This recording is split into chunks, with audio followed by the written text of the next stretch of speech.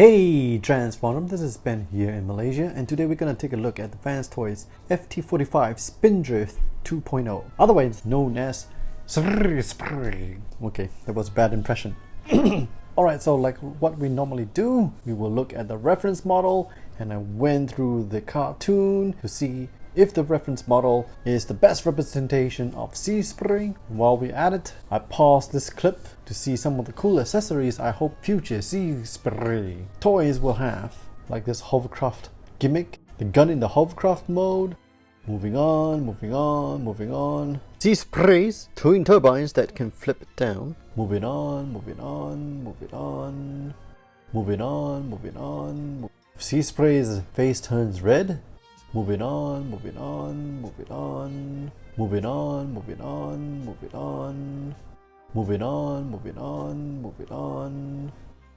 Finally, what we saw in Spindrift, we can see that Seaspray does have the twin blasters in the hovercraft mode. And of course his gun.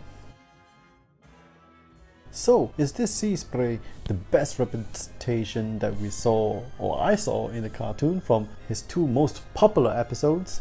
I would say that his arms aren't always fat like Popeye's arms. His proportions sometimes are a little bit thinner, and that the thighs and shins are proportional as well. The little white gap piece beneath his neck is sometimes not as extended like this. Kind of reminds me of RC, and that his feet are not just warpy or hovercrafty like that, and that in the cartoon it looks more like a proper shoe. Now the hovercraft reference model here is quite accurate. I also would like to point out that the blue used in this coloring model does not really remind me of Seaspray, at least not in the episodes I saw. Seaspray only had this blue when he was on water, and when he was like on land or when he's somewhere bright, he had a little bit of a copperish tone, like the greenish tone that we see on the Statue of Liberty. And this blue is just way too oceany blue or navy blue, but that's just my opinion based on the Tubi episodes I watched. Moving on. Alright, with that said,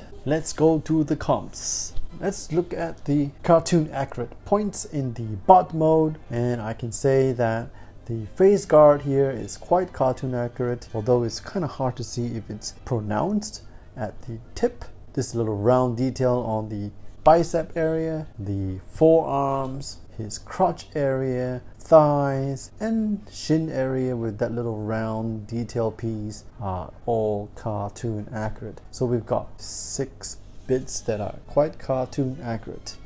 So what are the non-cartoon accurate bits? We've got the blades of the turbine, the shape of the motor, the helmet, which was something that they could have really done really well. Doesn't seem toon accurate because it's not very sharp and pronounced, especially around the head crest area. The limited visibility of the black face area under the helmet, the details over there, the disconnected pieces of this yellow turbines, and the upper shoulders, details above the elbow, the recessed grille detail, the little square piece where the Autobot insignia is supposed to be, the details on the left and right part of the belly, and the feet, which I can't really blame them because it's something that was in the alt mode. So how many non-cartoon accurate bits? 11 non-cartoon accurate bits. Oh man.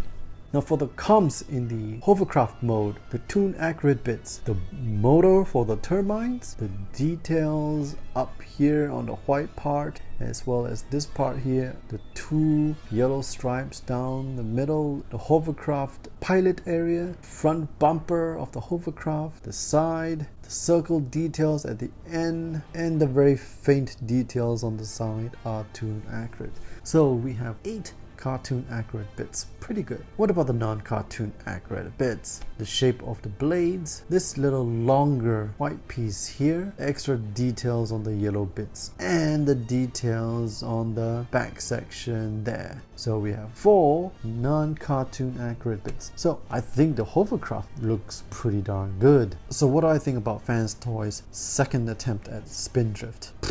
The first one was definitely a flop. I mean, it went on sale, and to think about it, hardly any FansToys stuff goes on sale. after it's been released. And so FansToys really had a chance to did a good makeover. And I kind of like the robot mode where he kind of still has that beer belly fat boy kind of look, but man, there are a lot of non-cartoon interpretations in there, and I don't get it. They could have just really improved the helmet sculpt and the face sculpt, something that's so easy to do with a bot that has a big old helmet and a face guard. They could have made the turbine motor to be a little more narrow instead of this big fat thing that we see.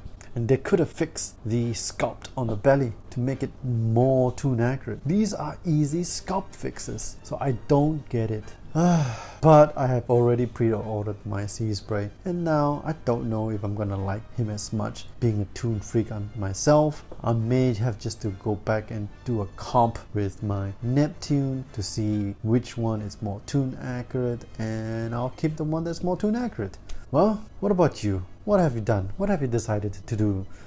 You think that this is a toon accurate Seaspray after I pointed out some of the surprising details that I have discovered myself? Let me know in the comment section down below. Again, no hate here. You're just feeling what I'm going through right now. The disappointment when I thought this was going to be a really good cartoon accurate Seaspray. But hey, welcome to my journey. Alright, please leave all your comments down in the section below. If you enjoyed this video, please hit the like and share button, and also hit the sub and bell icons for more future videos. Again, this is Ben here in Malaysia signing off, and I'll see you on the flip side.